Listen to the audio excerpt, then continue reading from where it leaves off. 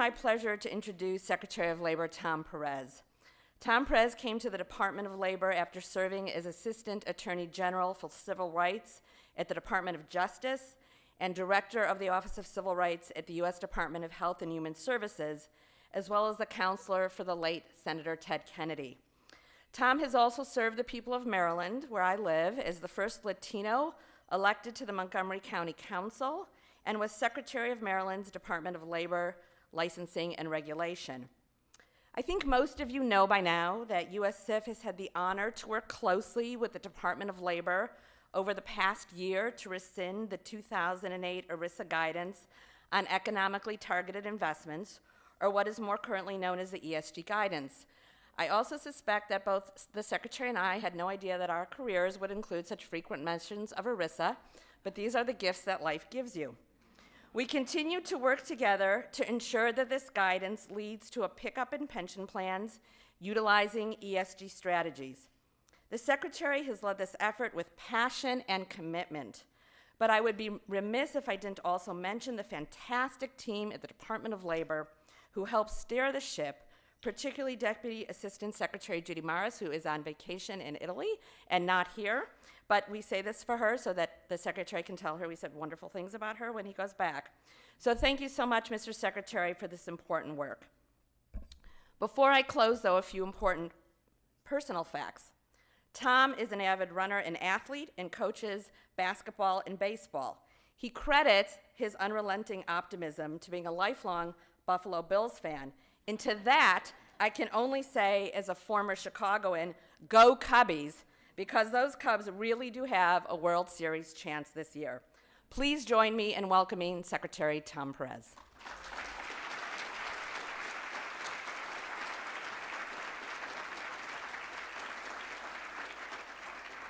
Hey, good morning, everyone.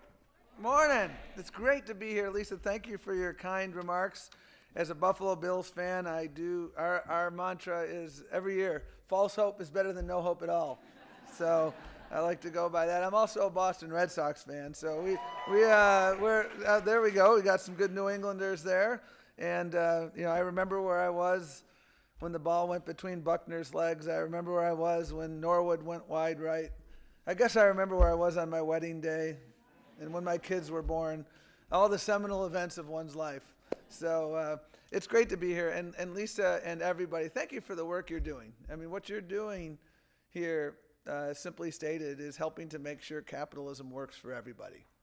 Making sure that not just everybody here in the United States, but around the world. And that, there's nothing more important that I can think of than that work that you're doing. And I was thinking about what could I possibly say to this group about impact investing that you don't already know.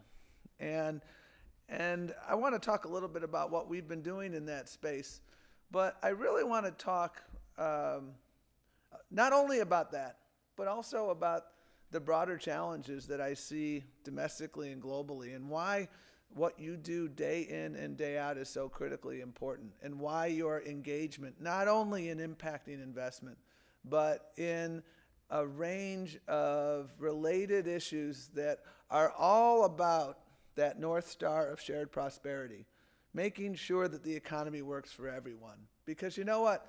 When the middle class does well, the rich do great, and low-income people have hope and a pathway forward.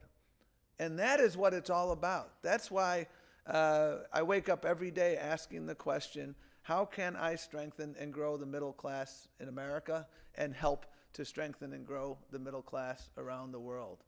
And one of the things I do to answer that question is to listen. And listening to Lisa and so many others talk about impact investing and what you have done in this area, because impact investing is all about shared prosperity. And in today's universe, we have to multitask in order to address the vexing challenges of our time. And the good news is that we can multitask. We've learned in the context of this issue, the question we were asking is, can an ERISA plan invest in projects or companies that serve the common good while keeping faith with the fiduciary principle of investing prudently and for the exclusive benefit of retirees and workers. And you know what? You know the answer to that question. The answer is yes, we can, but we have to be careful. And you are careful. And we did a tremendous amount of outreach. And one of my favorite moments in this job was when we were in Wall Street last October. And what was tremendous about it was the diversity of the coalition in the room. We had Wall Street investment houses. We had labor unions. We had SIF. We had a We Are the World coalition of business leaders, labor leaders, academics, and others. And that was so powerful because what we were able to say is absolutely you could. And as I said that day, the 2008 guidance, and I'm still kind of perplexed at why, when the train was leaving the station and all the opportunity was out there, why the folks in the Bush administration hit the brake pedal when there was so much momentum. But it is what it is. And what I said then is, the 2008 guidance, and this is again a term of art, gave cooties to impact investing. And what I have learned since then is that it's COOTIES for those of you who are taking notes, okay? Now, it purported not to amend the principles that had been set forth in 94, but as you know, it did. And it didn't make a whole lot of sense. Why would we want to shackle investment and economic activity that would otherwise flourish in a marketplace? And you know what? I'm really glad we did what we did, and I'm so excited to see in the immediate aftermath. I was with Darren Walker yesterday, the president of the Ford Foundation, and literally within days, they had announced that they're revisiting their investment policy. I've had so many other conversations with folks who told me that, you know what you're doing is making a difference. Because it's one thing to simply issue guidance, but for me, the goal of guidance is to make sure it doesn't gather dust. And that's why we held a meeting literally a few weeks ago that a number of you in this room, as I look around the room, attended at the White House to figure out, where do we go from here? Because I know a number of ERISA fiduciaries who are still reluctant, and I totally appreciate their reluctance. And what I learned in this meeting that we held, and again, we had a very diverse array of stakeholders, what I learned from it is that we need to do a better job of speaking a standardized language because we call it different things. And the absence of branding, I believe, based on the listening that I've done, is a potential impediment to future growth. So we've got to work at that. That branding can be everything. We've got to continue the timeless journey to collect data. We have more data. We're doing better on data. But sometimes we don't have all the data we need. And so we need to continue that. I have the privilege of working with the Bureau of Labor Statistics. And they are an economic engine of the United States, one of the most important economic engines that nobody's ever heard of, because they are the data geeks. And it is so important to have that data to move forward. Because here's what I believe the data can show us. The data can show us, I believe, that not only does ESG not have cooties, but I believe it can be a vitamin supplement. I really do. And I say that based on the data. I say that based on the conversations I am having with folks who know a heck of a lot more than me about this issue. But we also have to address, and this is a challenge in so many areas, the tensions that exist for fiduciaries between long-termism and short-termism. You know, I read a report recently that noted that 79 to 90% of a company's value is derived from things that are more than 3 years out in terms of positive cash flow. At the same time, 55% of CFOs said that they would turn down NPV plus investments if it would risk missing their quarterly mark. And so we have that tension between long-termism and short-termism. I talked to a Fortune 50 CEO who talked to me about this issue. And she was telling me about how she wanted to raise salaries as a retention strategy, making sure their human capital was retained. And a renegade shareholder was saying, why are you spending money? And she said, I want to position us for the long term. That's how we do best, when we think long term. And that's how I believe we are right as a company, when we think long term. And the response, which is seared in my memory from that renegade shareholder, was, I'd rather be rich than right. And so these pressures of short-termism versus long-termism are very real. And they're on the minds all too frequently of a lot of folks. And so we've got to think about that moving forward. How do we build a long-termism approach to capitalism, to investing? We also need to make sure that we are continuing our focus on so many issues that relate to, I think, some of the core issues. I talked to a number of chief risk officers, and this is another opportunity. And they tell me that they increasingly see environmental social risk management as core to their mandate. So how do we bring those chief risk officers into the fore on a more sustained basis? I think if we do all of this and then some, we're going to continue to make progress. We certainly have made tremendous progress from then to now, but there's a lot more we can do. And I want to say thank you to all of you. And by the way, one more thing we can do, and you said this to me loudly and clearly, is proxy voting. And I got to tell you, and I will tell you again, we're working on that. And I hope you'll continue to hold us accountable, because it's very, very important. But I said to you a few minutes ago, I want to talk to you not simply about impact investing, because you understand it, you embrace it, and you have moved the state of the art in remarkable ways through the various perches that you sit on. And I applaud you for that. What you are about is a broader movement. It's a movement to make sure this economy works for everyone.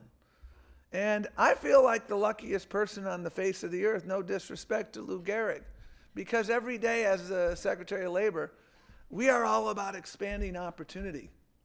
And I would like you to think about your jobs. If there's one thing you can take away from my presentation, it's not only the unfinished business in impacting investment, but it's the metaphor of the orchestra. Because you know what? I met a guy named Randy Lewis. Randy was a senior executive at Walmart. And Randy is also the parent of a son with a disability. And Randy, the privilege of raising that son with a disability, taught him that all too frequently in this world, we focus on the first three letters of that word and not the last seven. And so Randy took it upon himself to single-handedly, with the assistance of others in Walgreens, but he was the leader in changing their business model. So I went to one of their distribution centers in Connecticut. They distribute all the Walgreens products to every store from Maine to Baltimore. 40% of their workforce is people with disabilities, working side by side everybody else. And it's one of the most effective and productive places in the Walgreens chain. And Walgreens and Randy has been now going to other big box companies like Lowe's and others, and they're doing the same thing.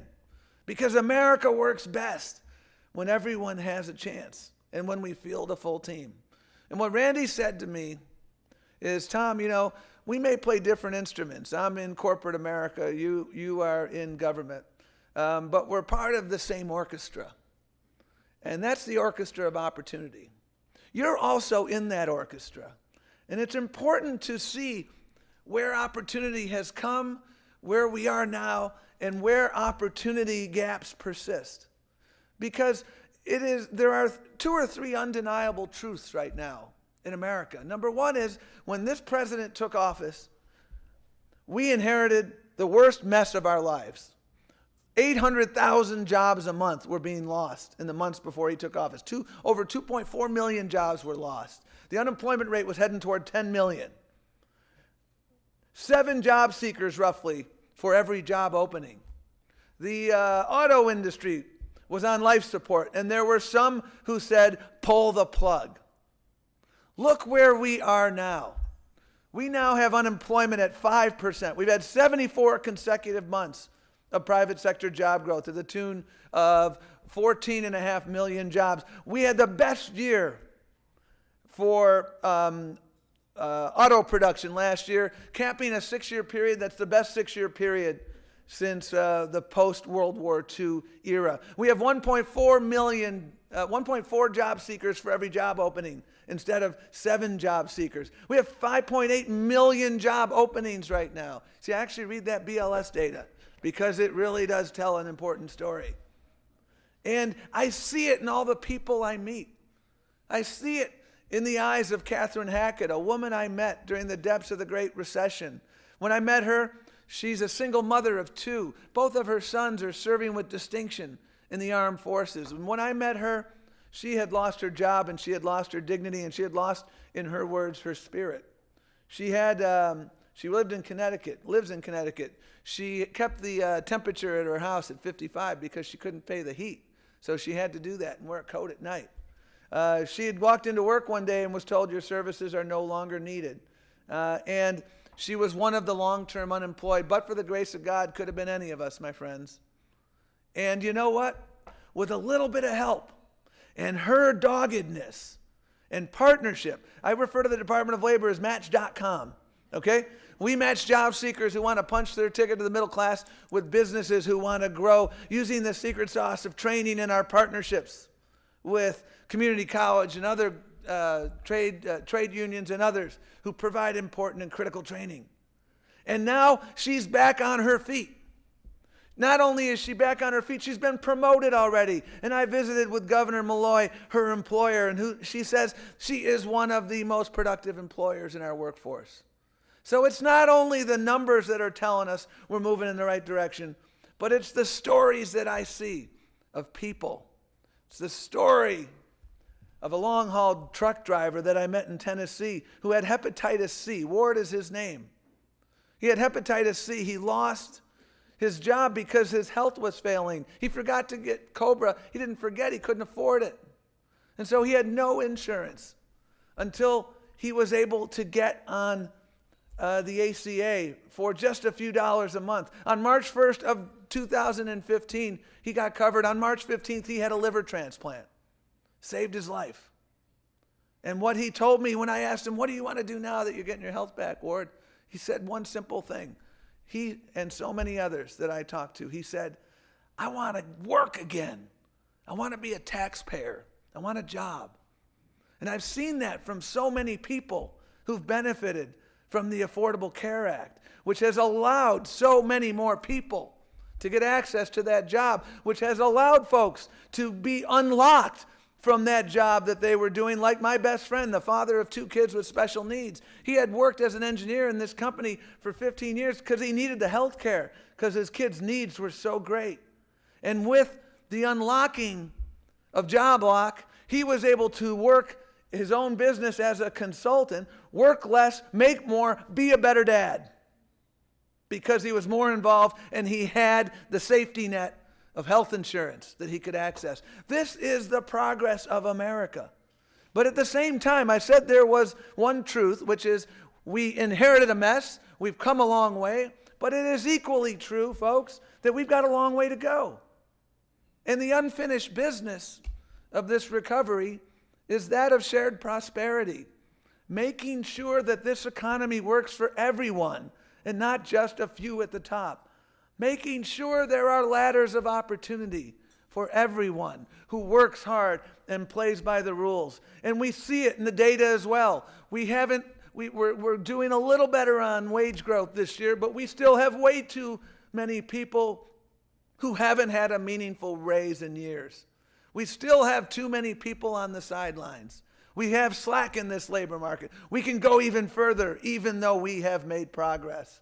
And I meet too many people in too many zip codes for whom opportunity seems very elusive. Zip codes should never determine destiny in this nation, and for all too many people, they feel it does. And that's why I spend so much time in Baltimore City. That's why I spend so much time in coal country, eastern Kentucky. Met a group of coal miners who've been displaced, who are learning how to write code. They work at a place called BitSource. From coal to code. That's their motto. And they're tremendously talented people. One person told me, you know what, Tom? I just got a call last Friday from my old employer at the coal mine wanting to bring me back, and I told them, no thank you, because I have a brighter future here. And another guy who said to me, you know what, because he had a screensaver of his 6-month-old, and he said, you know, when my boy comes to me when I'm 7 or 8 and says, I can't do this, Dad, it's too hard, I will tell him I couldn't turn on a computer 8 years ago, and now I'm a coder. That is the American dream. That's the American resilience I see. But we have to make sure that our capitalism works for everyone. And we need to make sure that we have an orchestra where everybody inside and outside government is working together. That's why we're using every tool in our toolbox. Just last week, we issued a final rule on the area of overtime. When I was a kid growing up in Buffalo, New York, and my friends' parents were managers, that meant they were in the middle class. They worked 40, usually 50, 60 hours a week. They did important work, and they were compensated for that extra time that they worked.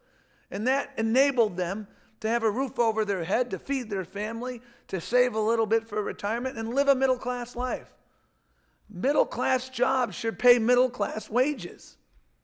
But what happened over the course of 30 years under the Fair Labor Standards Act, which is the crown jewel of worker protection in this country, is that crown jewel lost some of its luster. And it lost its luster for 2 basic reasons. Number one, we don't index. So that the salary threshold that separates those who are eligible for overtime versus those supervisors who are not lost its value.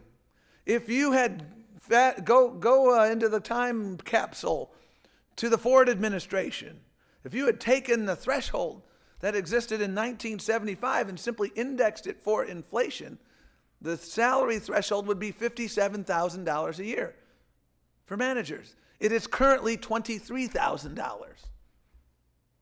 A second thing that happened, not an act of God, was 2004. The Bush administration changed the rules. They issued a regulation totally within their rights, but I think it was unsound public policy. They took leverage away from workers and gave it to employers. And what happens? This is what happens. You work 60 hours a week. 99% of your time is stocking shelves. 1% of your time is management. And now under the new so-called duties test, you are an exempt manager. So I meet people all the time, and the guy I met who sticks in my mind the most was a guy working 70 hours a week, and I said, when was the last time you had a vacation? And he looked at me and said, vacation? Vacation's a 40-hour week. Middle-class jobs should pay middle-class wages. And that's what we did in the overtime rule. That's what the president did in his executive order on minimum wage. Because when I talk to businesses about the minimum wage, businesses understand macroeconomics. 70% of GDP growth is consumption.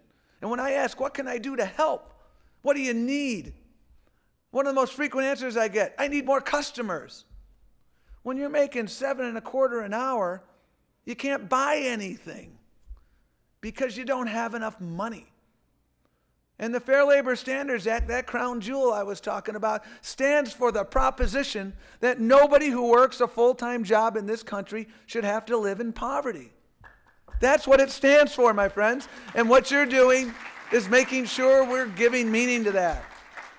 And I bring this all up because you know what? We're doing our best using our tools, using our advocacy, going out to states, $15 an hour minimum wage. 2 or 3 years ago, people laughed at it. Here's the reality, my friends. Right now, 20% of our nation's population lives in states and localities that have either passed $15 or are about to pass $15 an hour wage thresholds. And you know what? I talked to my friends here in Washington who had opposed even going above 7.25, and I say to them, hey folks, 10.10 looks like pocket change now. You should have gone along with it. And you know what? We talk about data. There's overwhelming data. There's hundreds and hundreds of studies because we've raised the minimum wage 22 times. And every time the calamity hollers, to steal a term from FDR, say it's going to be the end of the world as we know it. And every time the sun comes up the following day. And every time we see it studied, people like my friend Alan Kruger at Princeton, he does these elegant studies. He first did it, 2 communities, one in Pennsylvania, one across the river in New Jersey. One raised the minimum wage. It was the ideal experiment. If you raise the minimum wage in that county, well, then you're going to see job loss. Answer, no, they didn't. So the calamity howler said, oh, those are just 2 communities. So it was replicated in over 200 matched paired studies. And guess what they found? The same thing. And so we're doing what we can do here at the government level to make sure that people have the skills to compete, to make sure that when you work a full-time job, you don't have to live in poverty, to make sure when you work extra, you get paid extra, to make sure when you go to your investment advisor seeking advice on how to spend your hard-earned 401k or IRA, that person has a legal obligation to put your best interest first, not his or her self-interest. That's pretty elemental. But that's critically important because our retirement landscape has changed. Yesterday's, Leave It a Beaver world. Ward goes to the office. June's home with the kids. And Ward comes home after 30 years with a pen, a party, and a defined benefit pension. Okay? But today's world, Ward worked 30 years in one job. The Beav in our modern family world, they're going to work 30 years in 30 different jobs. That's the world of the millennials. And that's why our retirement system had to catch up.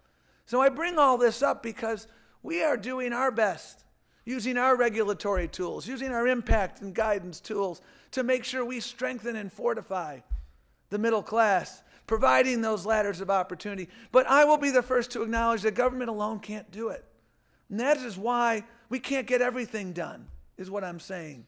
And that is why I have spent so much time involved in the conscious capitalism movement, working with people like Kip Tindall, the CEO of the Container Store, who understands the stakeholder model of governance.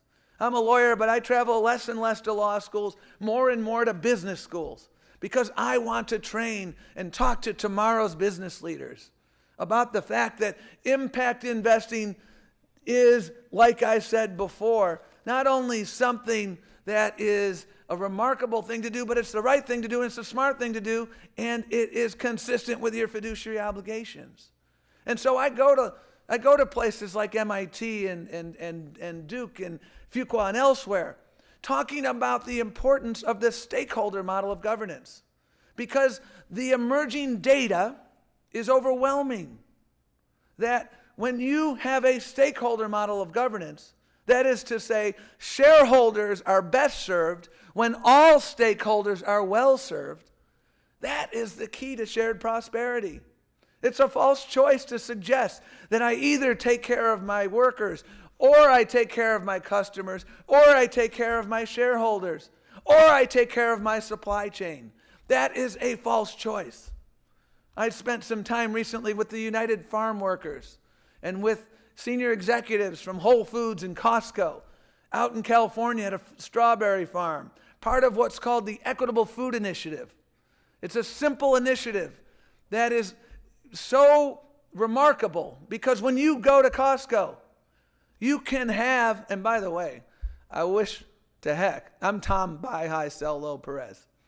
I wish to heck I had bought $1,000 of Costco stock like 20 years ago because it's outperformed all the market, it's outperformed Walmart, it's outperformed everything, and they are a conscious capitalist company. And you know what? When you go to Costco and buy strawberries, you have assurances from this initiative that the folks who pick the strawberries are paid a decent wage. You have you have assurance that they weren't being exposed to pesticides that are going to lead to a short life. That's what it's about, folks. They've joined the orchestra of opportunity to say, you know what? We can take care of our bottom line and take care of our customers and take care of our supply chain. And that's what we're doing internationally with our International Labor Affairs Bureau, making sure that in Bangladesh, in the horrific aftermath of the preventable tragedy, that we work together with business leaders and all stakeholders to make sure that, you know what, when you go to work in the morning, it's a fundamental right that you come home at night safe and sound. That is a fundamental right here and around the world. And that's what we're talking about. And I am so excited when I go around America because I see employers everywhere who are doing this. I see employers who are taking care of their workers, who are putting their workers first, and they're reaping a dividend from that. And some of them are union shops. Some of them are not. All of them have built a culture of collaboration, a culture in which they understand that we're all in this together.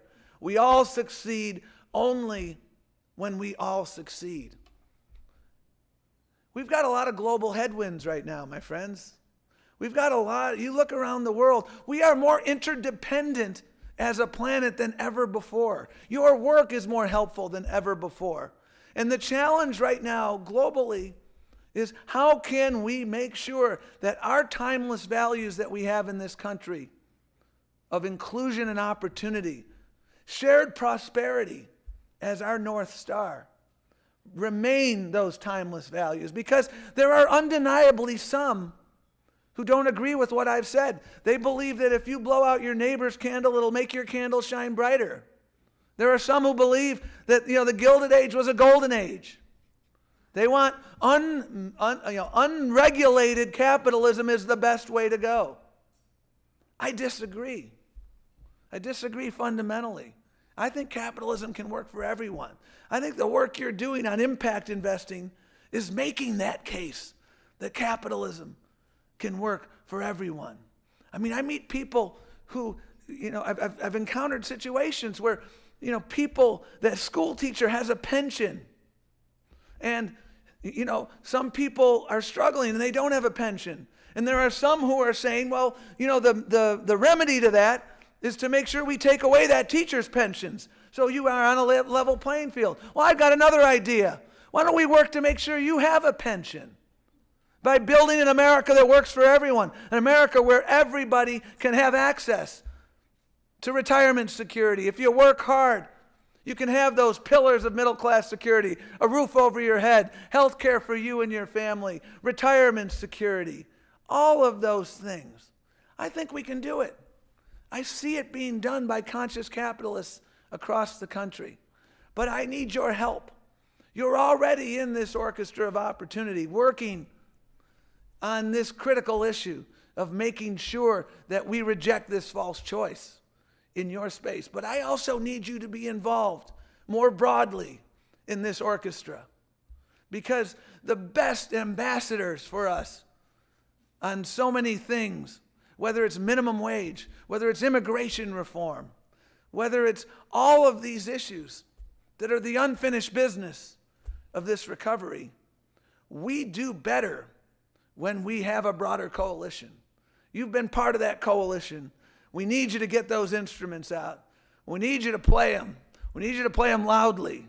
We need you to play them all over this country. And that's how we build an economy that works for everyone. I am relentlessly optimistic that we will get there, because you know what? We've made so much progress to date, and we are summoning our better angels at just the precise moment.